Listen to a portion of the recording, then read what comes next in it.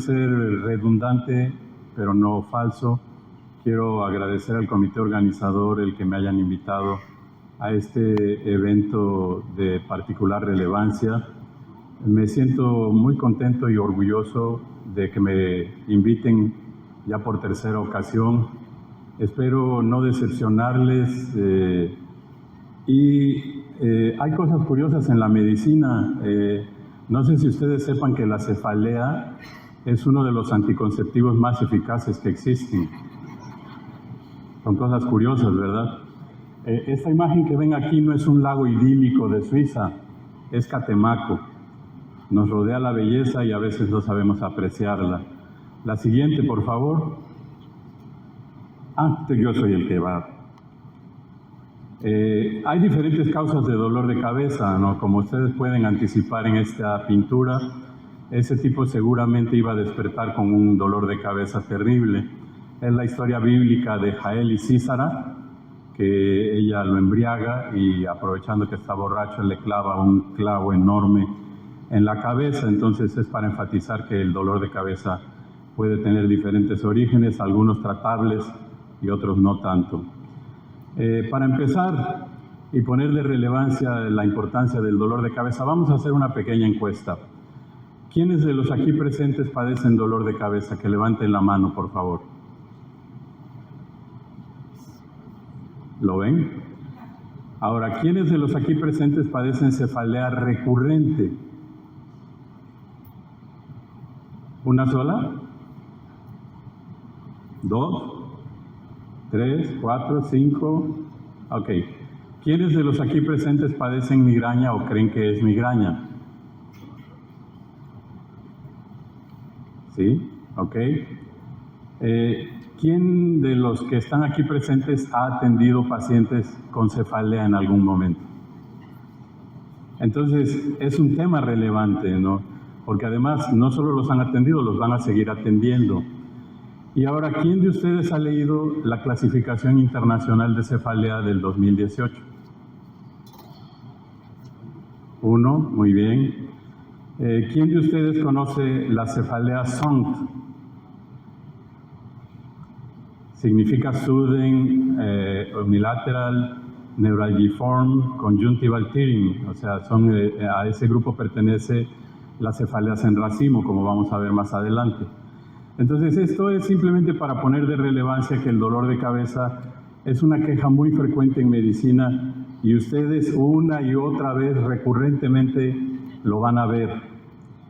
Y pues si lo van a ver, lo ideal es que tengan las herramientas para saber atender al paciente. Les voy a presentar 3 casos clínicos en forma rápida. Aquí un cuadro muy fácil. Se trata de una mujer de 26 años, enfermera, como antecedente importante es asmática y padece una cefalea crónica, episódica, hemicraneal del lado derecho, algunas otras veces del lado izquierdo, pulsátil, intenso, acompañado de fotofobia y náusea. Le dura varias horas, mejora notablemente con ibuprofeno y su examen general y neurológico es normal. ¿Qué tiene esta paciente? Una migraña, ¿verdad? Está facilísimo. Este tipo de diagnósticos hasta un neurólogo como yo lo puede hacer. Entonces es una migraña sin aura. Quisiéramos que todos los pacientes que se presentan con cefalea pues fueran así de fáciles, ¿verdad? Sería un diagnóstico de coser y cantar. Pero ahora les voy a presentar una viñeta difícil. Es una mujer también de 39 años. En octubre del 23, el 2 de octubre, tiene un cuadro de diarrea muy frecuente, 15 veces en 2 días, vómito, y es hospitalizada 3 días en el Hospital de Salubridad, y el diagnóstico que le establecen es desequilibrio hidroelectrolítico. Pues sí, ¿verdad? Con esa diarrea y ese vómito, pues era obvio, ¿no? Que a eso iba a tener. Más o menos 10 días después empieza con cambios de comportamiento.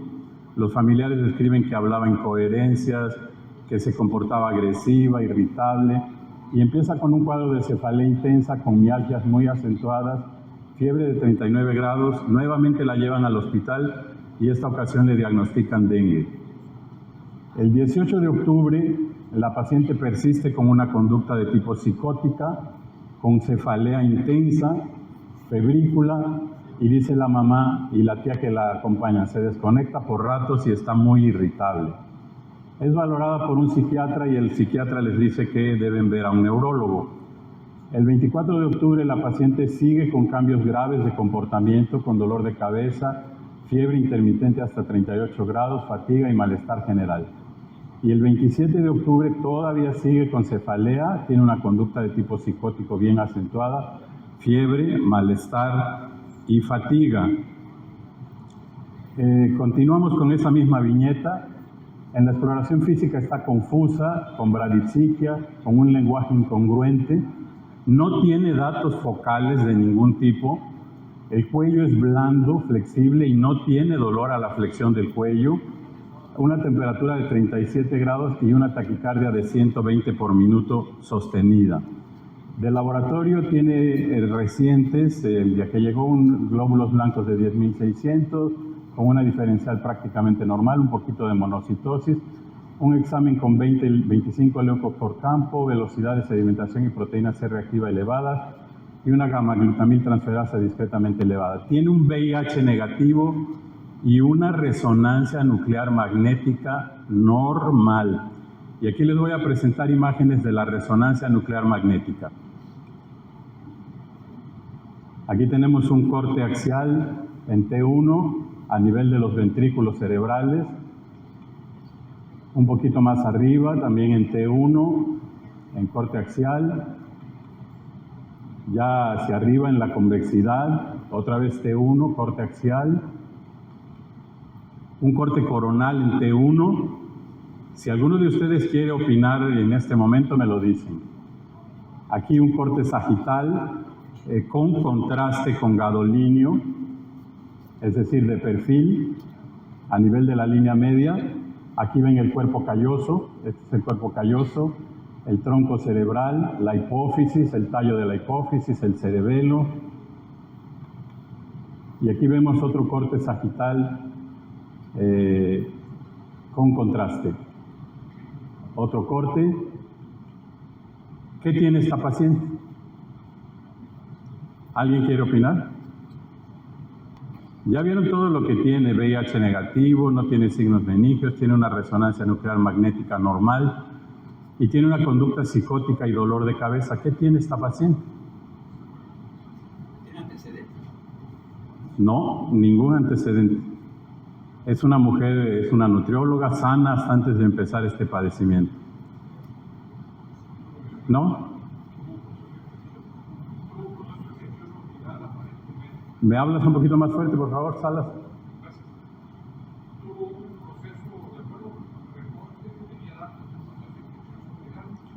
Sí, eso es lo que se pensó, que tenía un dengue.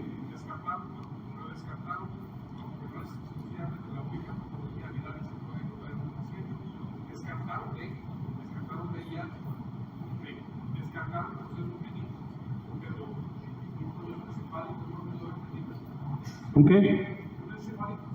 Una encefalitis es una buena posibilidad. Vamos a verlo más adelante, desde luego, porque pues, aquí en esta paciente lo relevante es que tiene un cuadro de dolor de cabeza severo y alteraciones importantes de comportamiento.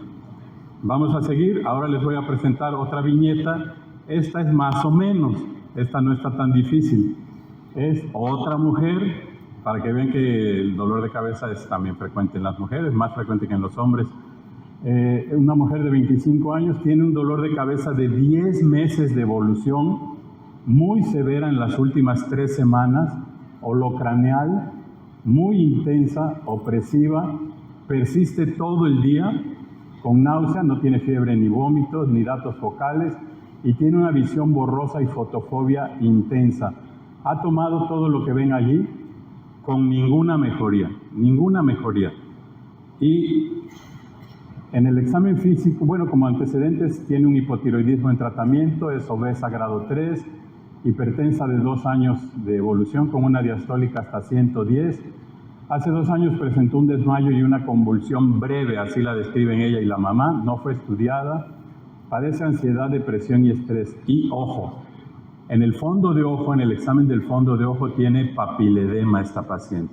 Como única alteración, todo el resto del examen general y neurológico es normal y también tiene una resonancia nuclear magnética cerebral normal. Entonces, ¿qué creen que tenga esta paciente? ¿Un qué? Puede ser un pseudotumor cerebri, sí, muy buena alternativa, muy bien. Ok, vamos a continuar. Más adelante les daré los diagnósticos. Miren, aquí de una viña romana, aquí ven el tratamiento del dolor de cabeza, ven al patrón. Realmente nunca nos tratan así las mujeres, cuando tienen dolor de cabeza, ni trágate una aspirina y ya, hombre. Pero aquí ven cómo las mujeres le ponen emplastos de miel y otra lo abanica y él está así con cara de sufriente. Un poco de números. La cefalea tensional es el número 1 como causa de dolor de cabeza en el mundo. Sin embargo, muy pocas personas con cefalea tensional van a la atención médica directamente por la pura cefalea tensional. Generalmente va acompañado de otras cosas. Y la migraña es la número 1 en consultas. ¿Sí? Ya, digamos, consultas exprofeso por el dolor de cabeza.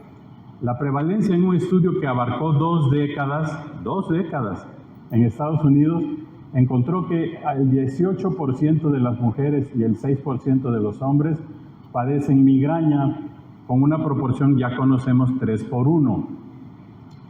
Y la cefalea de tipo clúster es al revés. La frecuencia es mucho más baja, pero el predominio es en hombres, marcadamente predominante en hombres. Las comorbilidades en el caso de la migraña son muy frecuentes, la neurosis depresivo-ansiosa, la fibromialgia, los trastornos del sueño, etc. En Estados Unidos, el dolor de cabeza como causante de consulta, 4 millones de consultas en un año. Ahí tienen la referencia, por si les parece exagerado el número. ¿Cuál es el abordaje para el paciente con dolor de cabeza? Pues miren, en este siglo de tecnología donde tenemos tomografía, resonancia nuclear magnética, angiografía con sustracción digital, electrodigital, el abordaje sigue siendo fundamentalmente clínico. El abordaje del paciente con dolor de cabeza descansa en la herramienta que Hipócrates usó y que ustedes tienen que seguir usando, que es la historia clínica. Y luego miren la amenaza que se nos aproxima. La disponibilidad de fuentes en línea para hacer consulta médica es cada vez más a la mano de los pacientes. Y quizá dentro de poco nosotros seamos dinosaurios en vías de extinción, porque el paciente recurrirá a la inteligencia artificial, que no siempre es tan inteligente, pero sí es artificial, y probablemente nos sustituya, por lo menos parcialmente. Aquí está una pequeña clasificación de la cefalea, y como ven, es como el papiro de Evers, ¿no? Lo desenrollas y te dan ganas de no leerlo. Cefaleas primarias, cefaleas secundarias, neuralgias craneales, un montón de cosas, ¿no? Pero esta clasificación ya es un poquito vieja, esta es del 2008. Pues bueno, la actualizaron y en el 2018 sigue siendo igual de amplia. Lo rescatable aquí o lo remarcable son las cefaleas primarias y las cefaleas secundarias. Así de sencillo podríamos simplificarla. Cefaleas primarias, pues sobre todo la migraña, la cefalea de tipo tensional, las cefaleas trigeminales autonómicas y otras cefaleas primarias. Y luego la lista de cefaleas secundarias es muy grande, ¿sí? Dolor de cabeza postraumático, dolor de cabeza por problemas vasculares cerebrales, por entidades infecciosas, en fin, muchas patologías, incluso hasta vean esta curiosidad aquí, el síndrome de la boca quemante. Ya, yo nunca he visto uno de esos y si lo he visto no lo he diagnosticado, debo confesarles, pero ahí está en la clasificación. Ahora, vemos esa clasificación y decimos, ¿y nos tenemos que aprender eso? No necesariamente, porque, como dice Perogrullo, en medicina lo frecuente es frecuente y lo raro es raro. Entonces, ustedes como internistas, ¿qué necesitan conocer? Pues lo frecuente, ¿sí? Lo frecuente, lo que van a ver de todos los días. Vamos a abundar en la migraña, la cefalea tensional y psicógena y las banderas rojas, que es muy importante que las conozcan, porque eso ya dirá uno, bueno, aquí hay algo que no encaja, y si hay algo que no encaja bien en el rompecabezas, tengo que ponerme a estudiar. Entonces ya eso nos pone en alerta. La migraña. Varios de ustedes aquí presentes padecen migraña y todos la conocen y todos han tratado pacientes con migraña. Probablemente bien, muy probablemente bien. ¿Cuáles son las características de la migraña? Pues es muy sencillo. La migraña característica o típica es un dolor de cabeza hemicraneal. De hecho, el término migraña, pues ya ven que deriva de la palabra hemicránea, una mitad de la cabeza. Un dolor de cabeza de la mitad de la cabeza, pulsátil, intenso, con náusea, con fotofobia, con fonofobia, con vómito, y que puede durar desde 4 horas hasta 72 horas. O sea, la duración de 2-3 días no descarta una migraña. Y hay fenómenos agregados que puede tener el paciente, pero digamos que el cuadro clásico es ese. Ahora, ese es en el caso de la migraña común o la migraña sin aura, en el cual no hay un aviso que le diga al paciente que va a tener el cuadro de dolor de cabeza. Y en la migraña con aura, existe el mismo tipo de dolor de cabeza, pero es precedido en los minutos antes del dolor de cabeza de un fenómeno neurológico focal, transitorio, que dura menos de 60 minutos. Y eso sí hay que enfatizarlo, porque si ustedes tienen un paciente que tiene un fenómeno visual, por ejemplo, de menos de 1 minuto o 2 minutos y después tiene dolor de cabeza, lo más probable es que tenga una epilepsia del lóbulo occipital que después le da dolor de cabeza. Y si tiene, por ejemplo, un fenómeno visual que le dura 2 o 3 horas y después tiene dolor de cabeza, ustedes tienen que hacerle una resonancia a ese paciente porque puede tener una malformación arteriovenosa occipital, por poner un ejemplo. Entonces, ven cómo conocer los conceptos es importante. Ahora, ¿a qué se deben estos fenómenos neurológicos transitorios? Leao, un neurofisiólogo brasileño, describió lo que se llama ahora como depresión propagante de Leao. Los fenómenos visuales, las auras migrañosas, son fenómenos neurológicos de despolarización sostenida de grupos neuronales, ya sea a nivel occipital, el más común, porque recuerden que el aura más común en el caso de migraña con aura es el aura visual, pero también puede haber fenómenos somestésicos transitorios o fenómenos motores transitorios. Son poco comunes. Miren, yo en los más de 30 años que tengo de ser de neurólogo, he visto pues quizás unos 5 o 6 pacientes con fenómenos motores de hemiplegia antes del cuadro de dolor de cabeza. Y en cambio de eso, he visto quizás unos 80 o 100 o 200 pacientes con una aura visual. Entonces, con mucho es la más común. Aquí, esquemáticamente, la fisiopatología de la migraña, pero lo voy a simplificar nuevamente. Quiero que se les quede una cosa en la mente. La migraña no es solo el dolor de cabeza. La migraña es un padecimiento neurológico que inicia en el cerebro. Las evidencias más recientes indican que el disparador o el sitio inicial de activación del proceso migrañoso es el hipotálamo, ¿sí?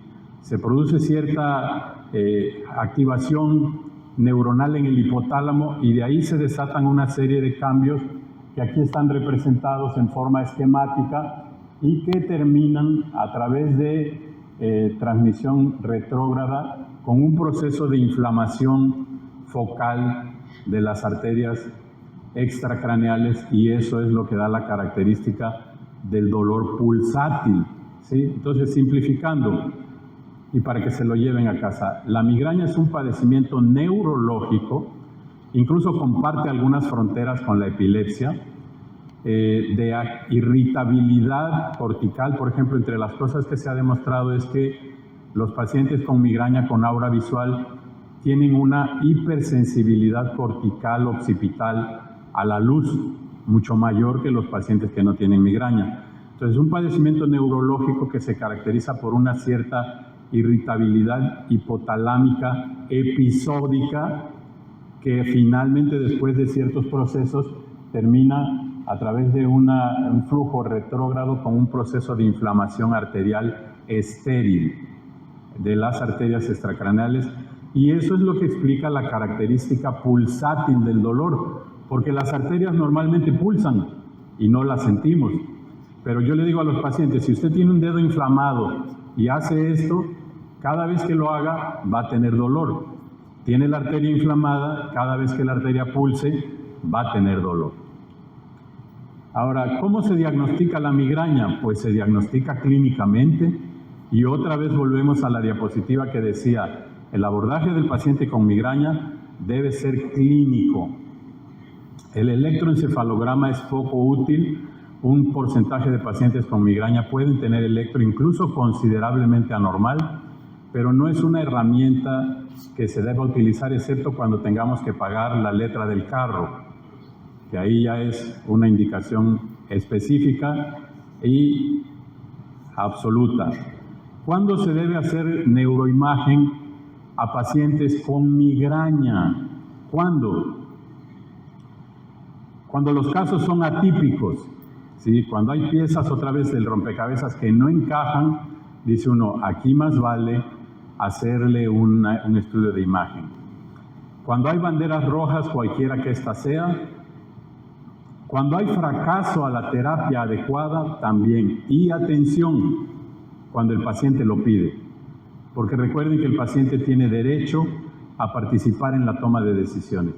Y si el paciente dice, doctor, yo quiero una resonancia que me muestre que no tengo nada, ustedes no se empeñen en decir no la necesita, pídansela.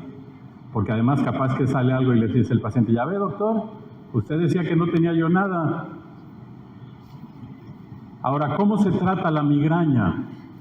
Miren, la migraña se trata desde lo más simple hasta lo más complicado. Lo más simple, ¿qué puede ser? Fíjense bien, ha habido un progreso importante recientemente en la migraña con el advenimiento de los anticuerpos monoclonales, el lasmiritán, los gepantes. Pero, ¿qué pacientes necesitan eso? Atención, una enorme mayoría de pacientes con migraña responden con el bilcetamol. Es bien frecuente que el paciente llega y les dice, doctor, yo tomé bioelectro y ya se me quitó. Ahí también influye el efecto de placebo, pero en algún pequeño porcentaje de pacientes, quizás un 20% de pacientes con migrañas no muy severas, responden bien a paracetamol. Un medicamento que en lo personal les recomiendo para los pacientes con migrañas no muy severas es el ibuprofeno. El ibuprofeno da muy buenos resultados en muchos pacientes con migraña.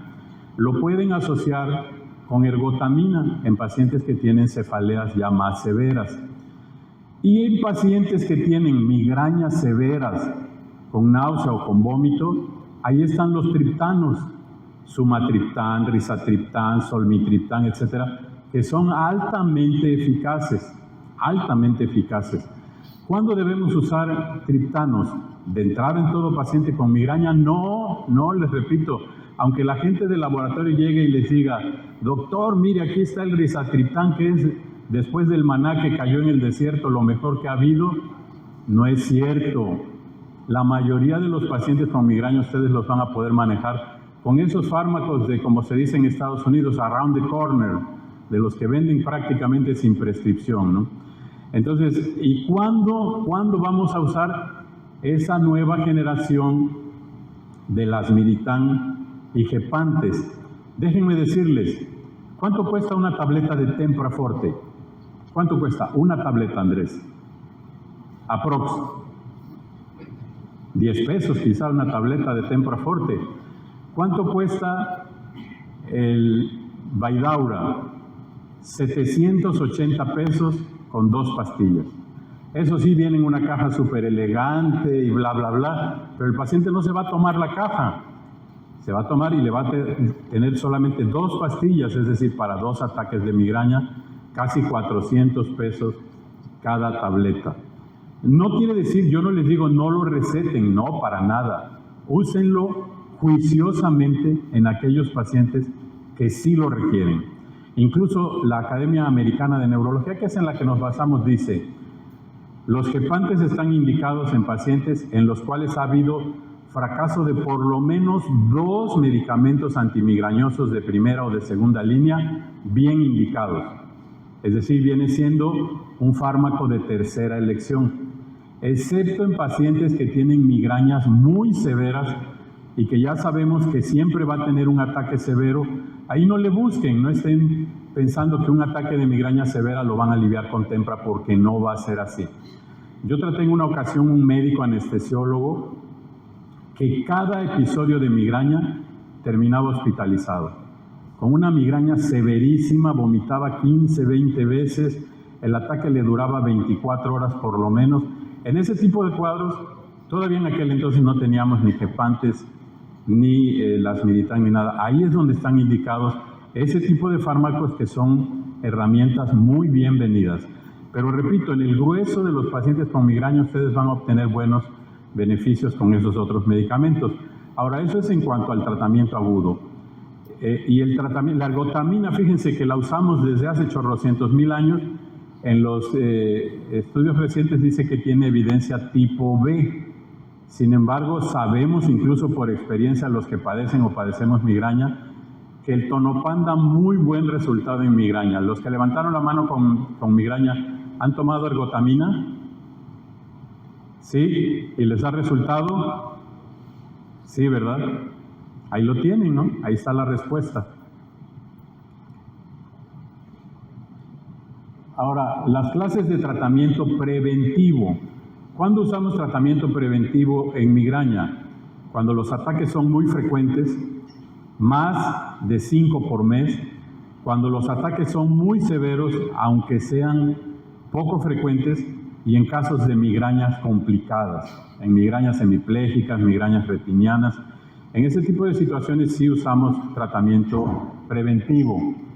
¿Cuál tratamiento preventivo es el mejor? No hay mejor o peor. Por ejemplo, miren, a mí me da muy buenos resultados cuando se combina migraña con fibromialgia o con neurosis depresivo-ansiosa o con insomnio, la humilde cenicienta que se llama amitriptilina, y da muy buenos resultados, muy buenos, y es buena, bonita y barata. ¿Y cómo se usa la amitriptilina? Siempre inícienla de a poquito y por la noche, y explíquenle al paciente que al principio va a tener un poco de sueño.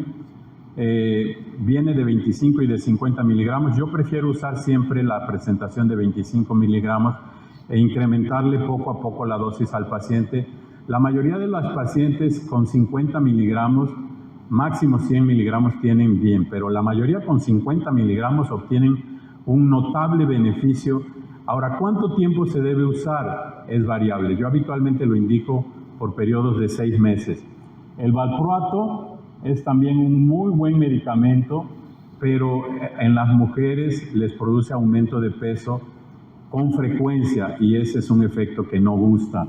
El propranolol es una buena alternativa. Yo he indicado mucho tiempo propranolol en pacientes con migraña. Los antiepilépticos, aparte del valproato, el topiramato está considerado actualmente de primera elección en terapia profiláctica de migraña. Voy un poco rápido por la obviedad del tiempo.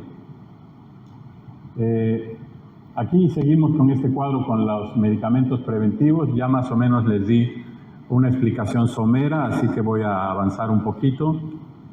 Este es otro tipo de tratamiento radical para el dolor de cabeza, ¿sí? Les aseguro que a ese tipo, que es Holofernes, ya no le volvió a doler la cabeza después del tratamiento que le aplicó Judith. Este cuadro, por cierto, es de Caravaggio, uno de los pintores que yo más admiro. Michelangelo Merisi da Caravaggio, el creador del claroscuro, el maestro del claroscuro. Si pueden, vean en internet imágenes de los cuadros de Caravaggio. Y por cierto, Caravaggio era la personificación del Dr. Jekyll y Mr. Hyde, porque al mismo tiempo que era un extraordinario pintor, era mujeriego, putañero, taur, cuchillero, villano, asesino, tramposo, ladrón, mentiroso. Era todo un personaje. Incluso murió en Ercole acuchillado en una pelea. Entonces, Michelangelo Merisi da Caravaggio, maravilla de maravillas. Y la cefalea atencional, pues la cefalea atencional es frecuentísima, ¿no? Ustedes la han tratado en un montón de pacientes. El cuadro clínico ustedes lo conocen, es una cefalea holocraneal. ¿Cómo estoy de tiempo? ¿Cuántos? 20 minutos. Ah, estoy bien, gracias. Entonces, el cuadro clínico es una cefalea opresiva, moderada, severa, en vértex o holocraneal, puede durar horas, días, semanas, meses o años. Esta es la que pertenece al grupo de los anticonceptivos. Sí, la de, no, mejor hoy no, hoy me duele la cabeza, ¿no? No hay náusea, vómito, foto ni fonofobia, no hay aura, no interrumpe el sueño. El disparador más común es el estrés, aunque no siempre está presente, por lo menos no en forma muy evidente. ¿Cuál es el origen de la cefalea atencional? Fíjense que esta cefalea atencional, que es tan frecuente, todavía no sabemos bien cómo se produce.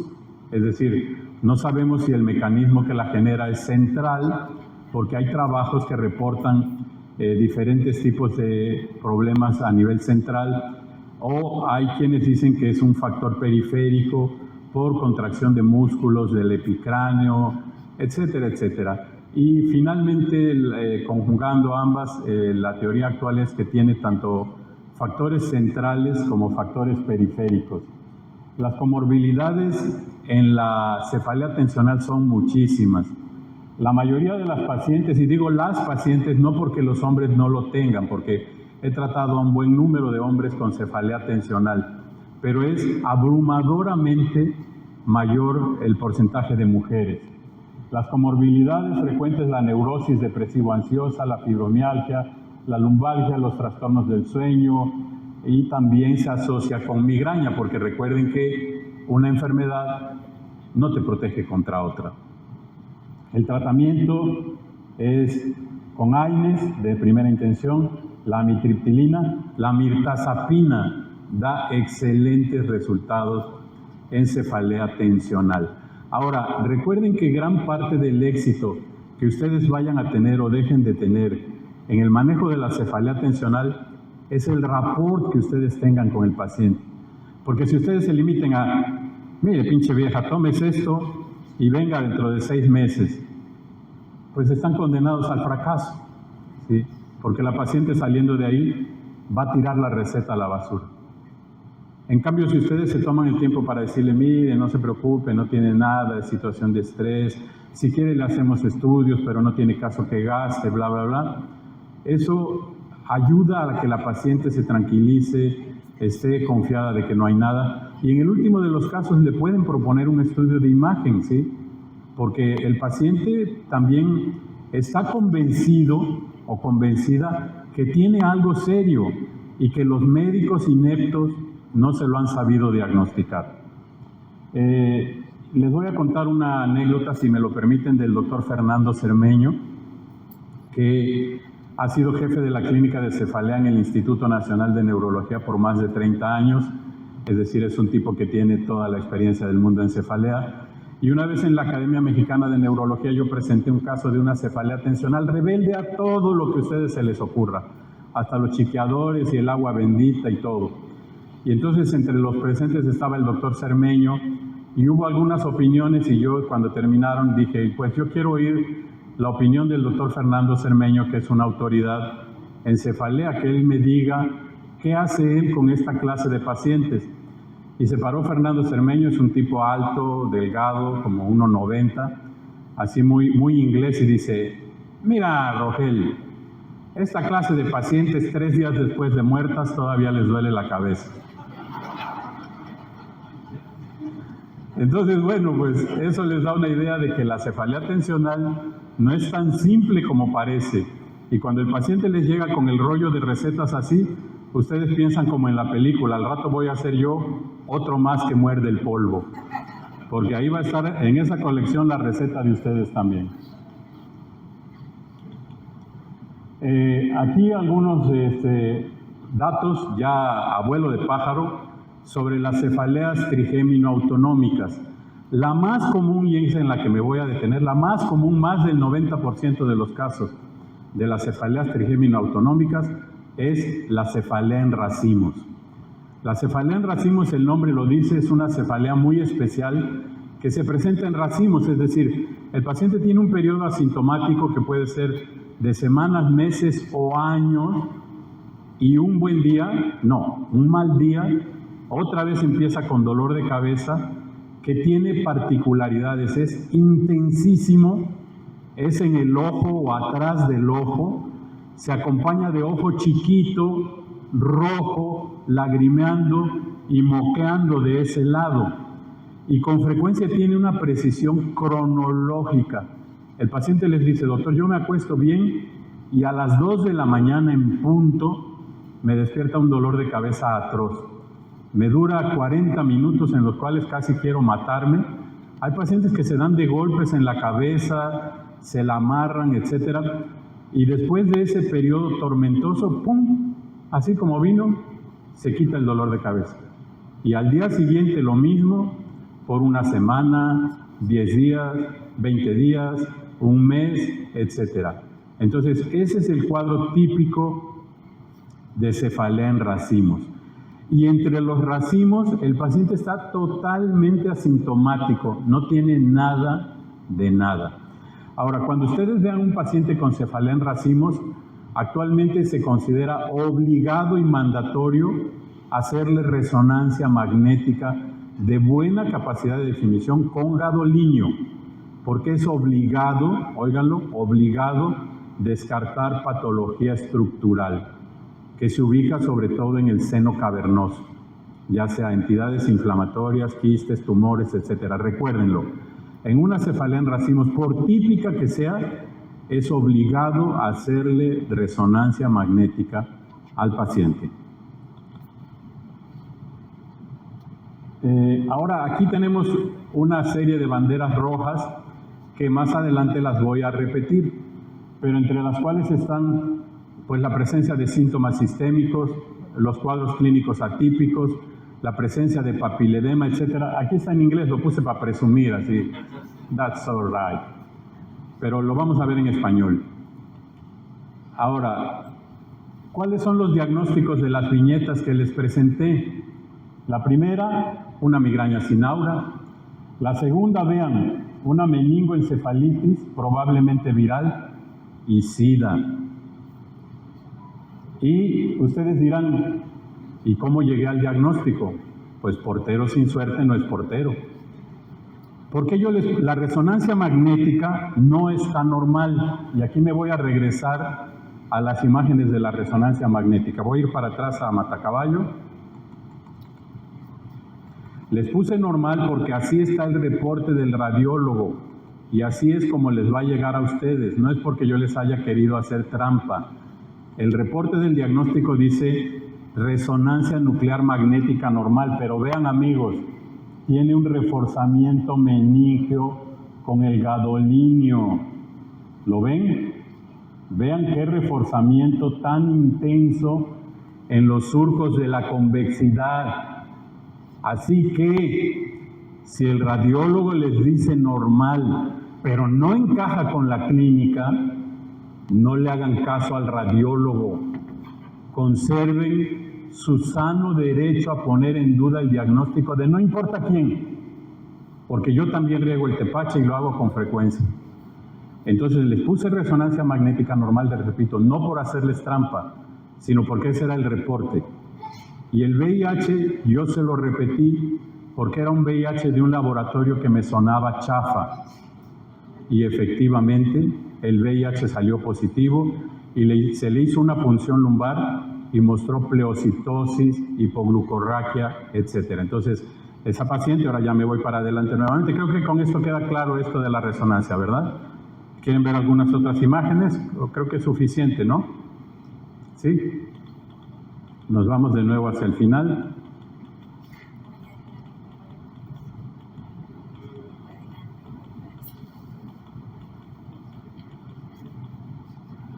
Y el tercer caso, como bien dijo Salas, te felicito, es un pseudotumor cerebri. Un cuadro de cefalea intensa en una mujer obesa, sin datos focales y con papiledema, es un pseudotumor cerebri hasta no demostrar lo contrario. Y en ella también, aunque el estudio de resonancia decía normal, no era normal tampoco, pero no lo tengo. Tenía ventrículos pequeñitos, chiquititos, que apenas si se le veían. Yo personalmente, en persona, como dice Cantinflas, le hice la punción lumbar. Más de 600 de presión intracraneal, con líquido cefalorraquídeo normal. A esta paciente yo la he seguido por los 10 años y resto y tuvo una recaída de pseudotumor cerebri como 2 años después, y de ahí ha estado bien. Entonces, para llevar a casa, ya estoy por terminar. La cefalea tiene múltiples etiologías.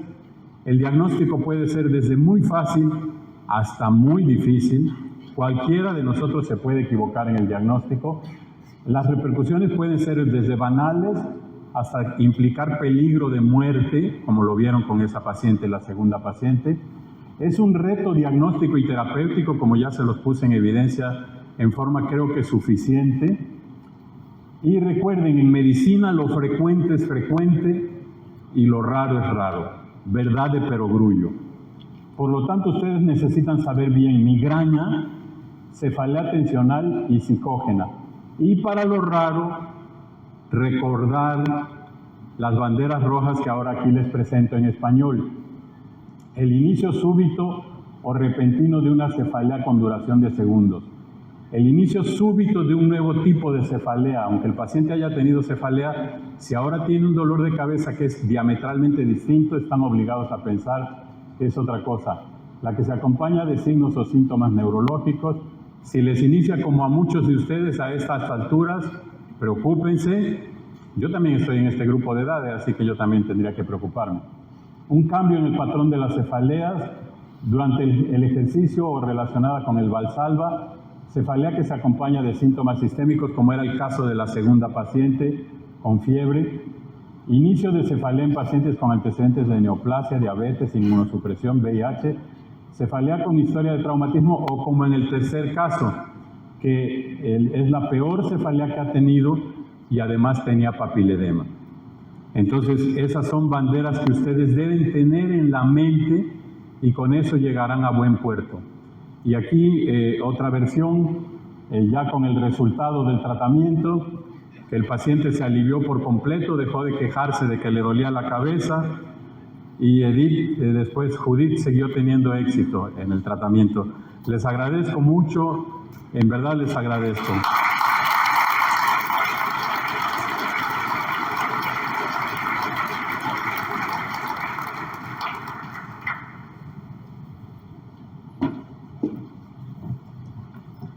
Muchas gracias, doctor. Tenemos tiempo para 1 o 2 preguntas. Si alguien tiene alguna pregunta, puede levantar su mano, comentario.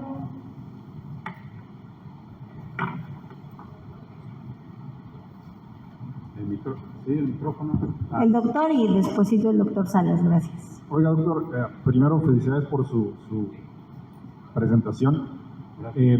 Soy cardiólogo. Fomento el mito de que la hipertensión hace que te dé dolor de cabeza para que la gente vaya a consulta y se tome los antihipertensivos, pero básicamente la hipertensión no te da dolor de cabeza, usualmente, pero me gustaría saber en su experiencia cómo aborda esta asociación. Que existe, no sé si es causal, me parece que no, pero ¿qué opina de hipertensión y cefalea?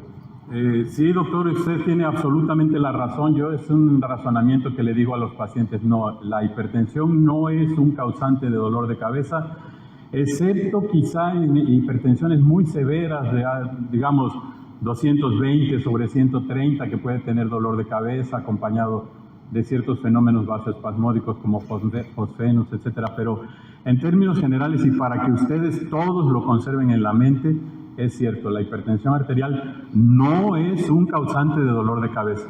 Y no caigan en ese error frecuentísimo, de decir, es que le duele la cabeza por la presión arterial. Gracias, doctor.